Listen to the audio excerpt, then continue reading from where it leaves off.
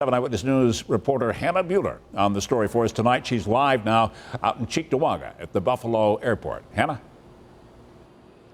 Yeah, and Keith, I want to bring you here to the Buffalo Niagara International Airport. I don't think it's any secret that air travel is significantly down in the last 4 months. There is no one in line here for any flights at the Buffalo Niagara International Airport, but I have seen some people come here from other states, and they have come over to this table over here where they have special forms that you are supposed to fill out for the New York State Department of Health. If you have traveled from any of the 19 restricted travel states, it's a quarantine form, and as you mentioned, if you don't do it, you could be facing a hefty fine.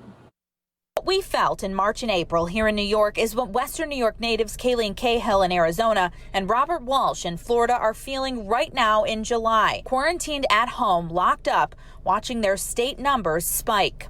How bad it is here, I wouldn't necessarily want to even be around anybody there. Both CAHILL and WALSH had trips back to Buffalo planned for this summer, but are now canceling after Governor Andrew Cuomo announced Monday if you're traveling from one of the 19 states with high COVID-19 numbers and don't volunteer your information for a mandatory 14-day quarantine, you will face a $2,000 fine.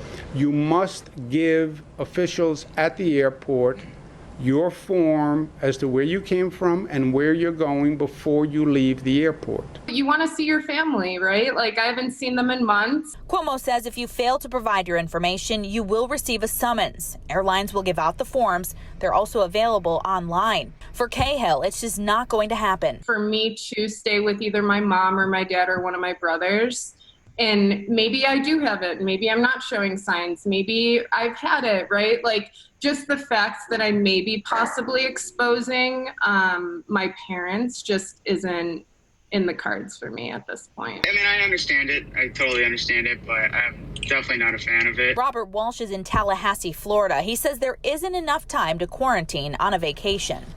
If it was 2 weeks or the time of your stay, then you could pull it off, but so I don't want to quarantine the entire time I'm there as well. That's just super inconvenient. I'm not there long enough to where I just would be able to sit inside, but I also don't want to risk a $2,000 fine, so probably we'll just have to call off and reschedule.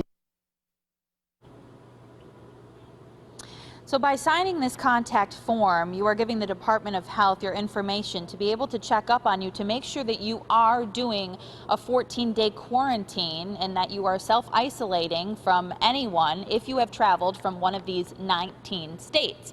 And these tables are throughout the airport, and you will receive one of these pieces of paper on the airplane when you arrive here in Western New York. I just talked to some of the Department of Health employees here, and they tell me tomorrow is when that fine will go into place if you don't sign this paper. We're live at the Buffalo Niagara International Airport tonight. Hannah Buehler, 7 Eyewitness News.